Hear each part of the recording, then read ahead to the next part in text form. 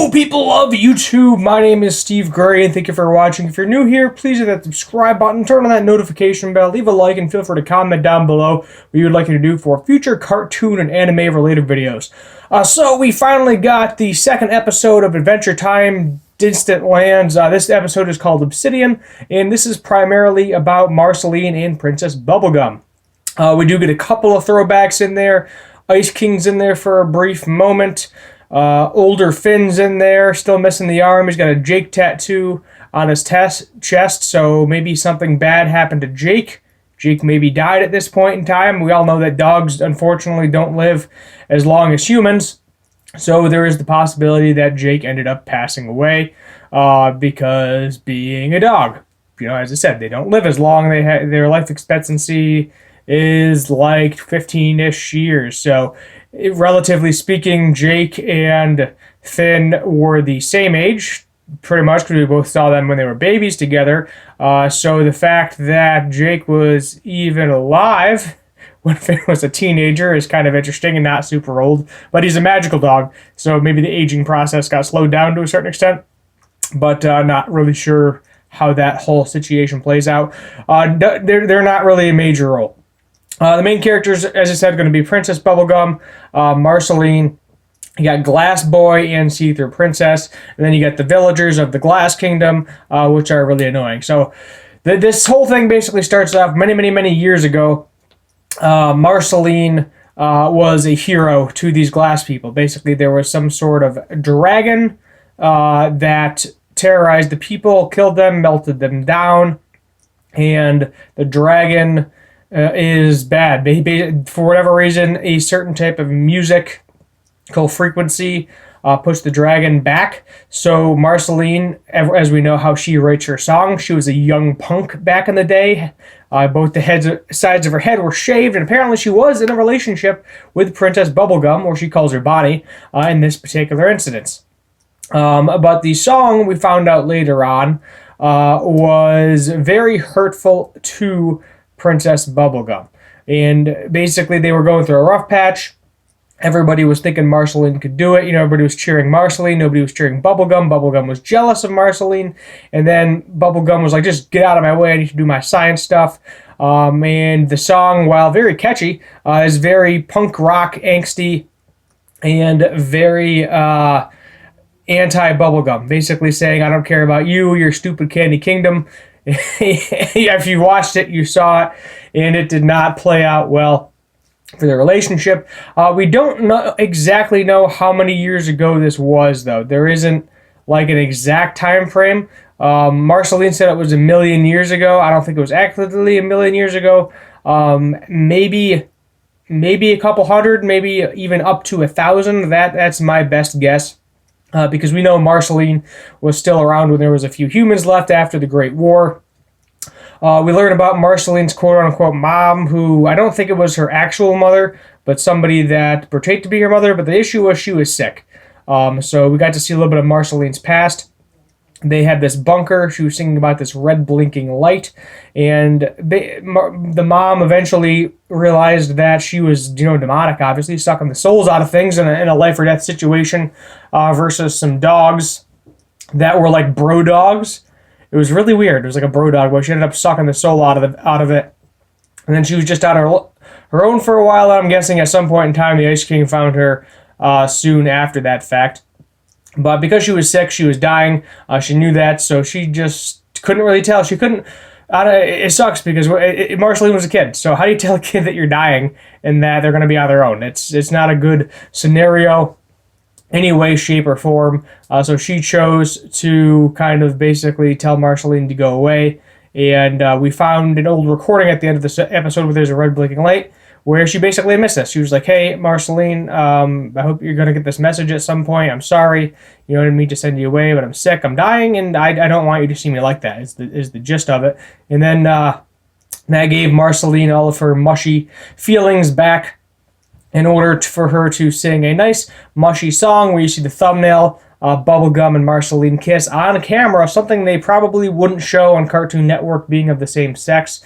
So it's kind of nice that HBO Max gave us a bone there. We all know what HBO is capable of with some Game of Thrones, and I'm sure there's other series as well that do a bunch of sexually explicit stuff. So they can get away with a little more. They can definitely do a little bit more than they could airing it on Cartoon Network, which is why I now kind of understand why it's on HBO and I'm not seeing it on Cartoon Network, even though it was initially a Cartoon Network show. Also, why, I don't understand. They could have, if they had to, I guess they could have technically blurred that part out or made them hug or something instead of kissing if they had an issue with it. But I feel like revenue-wise, Cartoon Network missed a big one because there's a huge following of Adventure Time. Huge following of Adventure Time. And it's all going to HBO Max right now. The only issue is that there's no heads up with these things. That's one thing that amazes me. They don't really give you a preview. I mean, maybe there was a preview at one point. I never saw the preview personally. I try to keep up to date because I know there's going to be 4 episodes. I plan on reviewing all 4 of them. I already reviewed BMO. Now this is the second of the 4. But the issue that I saw was there was no advertising for it. I didn't see any advertising for it anywhere. It just kind of popped up. I think it was aired, 3 days ago on the 19th? I had a couple other things I was reviewing, Jujutsu Kaisen, Akudama Drive, and Yashahime. So that's why you're getting it today, Sunday, as opposed to on the date it actually came out. I didn't even know about it anyway, so the chances of me getting to it that same day were very slim. But I don't understand the advertising with the HBO Max unless it's something where it's always on streaming services, which I have a couple of them, but I saw no indication of it whatsoever, YouTube or otherwise, news-wise, so who knows? Who knows with that? We also get to see kind of them just being a couple. So it was nice to see Marceline and Bubblegum just hanging out, being a couple, enjoying life. Marceline getting flustered. It's kind of like cutesy little relationship stuff.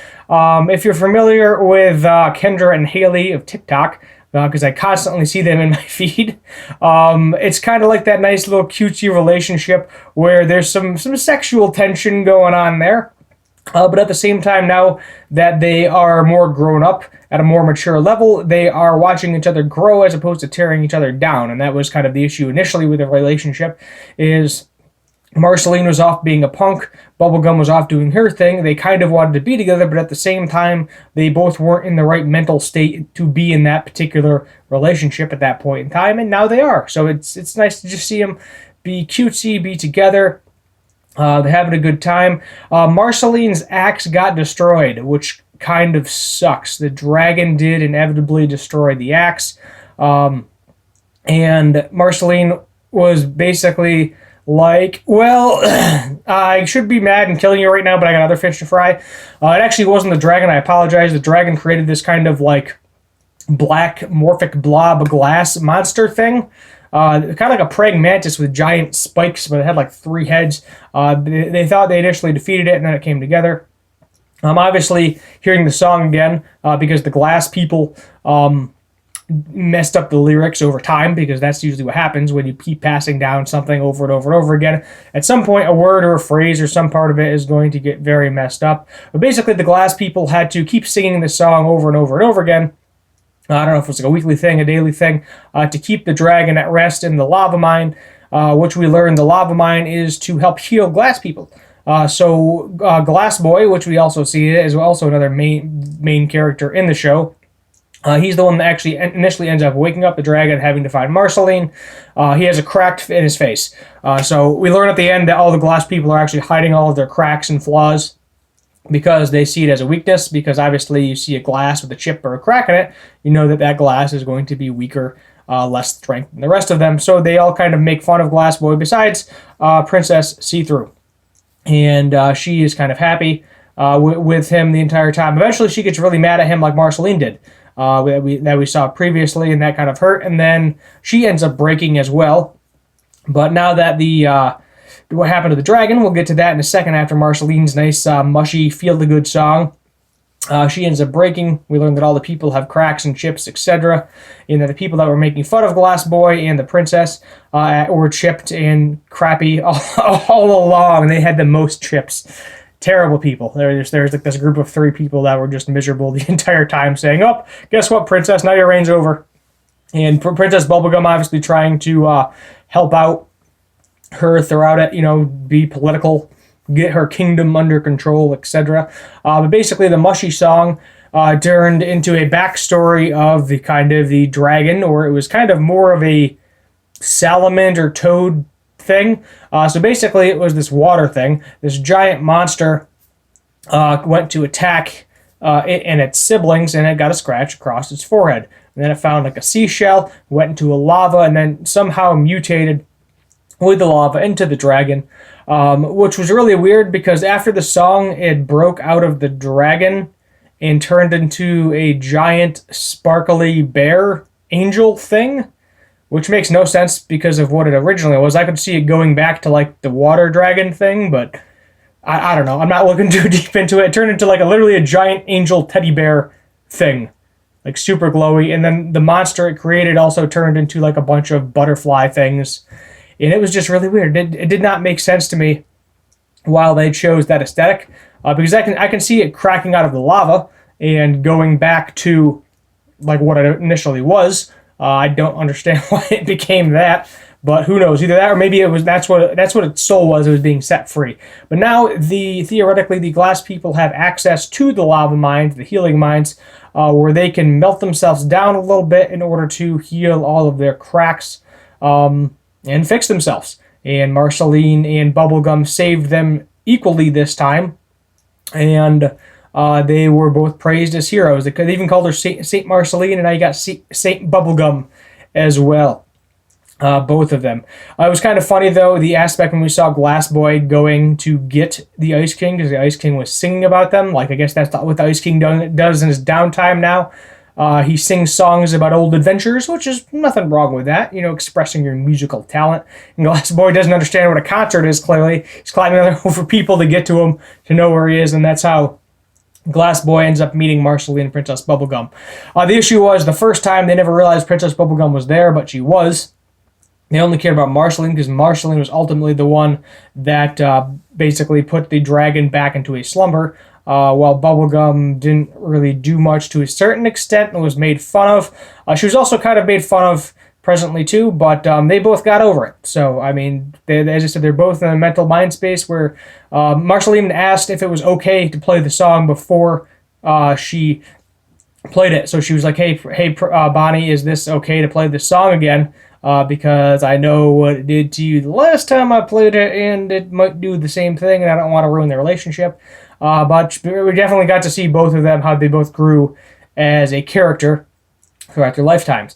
And now it makes me question why. I know they made a joke of it at one point, Finn saying that, "Oh, Princess Bubblegum, you're a lot older than you said you were," which makes sense why Princess Bubblegum had like zero interest in Finn the entire time, no matter how much Finn went after her. Poor Finn, though, he just showed up like a bum. I mean, honestly, he looked kind of bummish without a shirt, with a Jake tattoo at the end there for like half a second.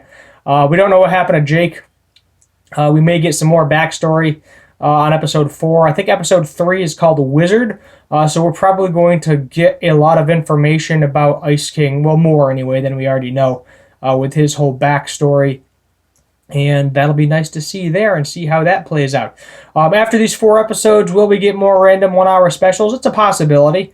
Based on the feedback I've seen from the current ones, a lot of people seem to be watching them and enjoying them, especially people that are fans of Adventure Time like myself. I don't know if I ever completed the entire series, but I definitely watched a good portion of Adventure Time, and it was nice because that was a little part of my childhood. I mean, more kind of high school, I think-ish, when it came out. I think it was 2008, 2009, if I remember it came out.